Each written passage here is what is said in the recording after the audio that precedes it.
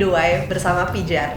Teman-teman, masih ingat nggak sih awal tahun 2020 ketika COVID-19 mulai menjadi pandemi global?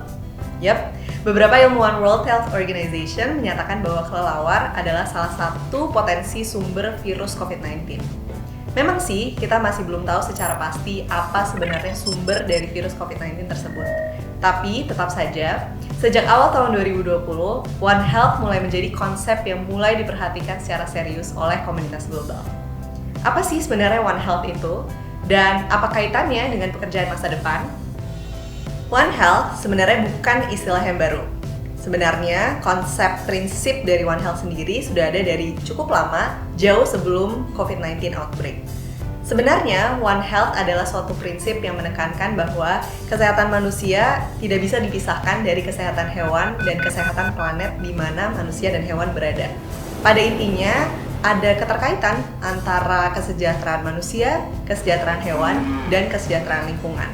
Sehingga diperlukan suatu pendekatan untuk merancang dan melaksanakan program, kebijakan, dan penelitian yang holistik dan terintegrasi supaya kita bisa mencapai kesehatan masyarakat, kesehatan hewan, dan kesehatan planet yang lebih baik. Kalau kita berbicara mengenai pekerjaan masa depan, jelas sekali ada peluang di bidang One Health. Saat ini memang belum banyak yang mendiskusikan mengenai konsep One Health sendiri. Tapi justru ini teman-teman, peluang bagi teman-teman untuk menjadi expert di bidang ini. Nah, One Health sendiri memiliki lingkup yang cukup luas dan bisa didekati dari berbagai sektor dan berbagai ilmu disiplin. Mulai dari kesehatan masyarakat, pengobatan hewan dan manusia, mikrobiologi, sampai tata kelola dan ekonomi kesehatan. Banyak sekali akan muncul pekerjaan-pekerjaan di bidang-bidang tersebut yang terkait dengan One Health. Jika kamu tertarik dengan bidang One Health, kamu bisa mencoba melatih kemampuan kamu di bidang-bidang berikut ini. Pertama, kemampuan analisis dan komunikasi risiko yang tepat. Kamu harus bisa memahami bagaimana suatu komponen mempengaruhi komponen-komponen lainnya.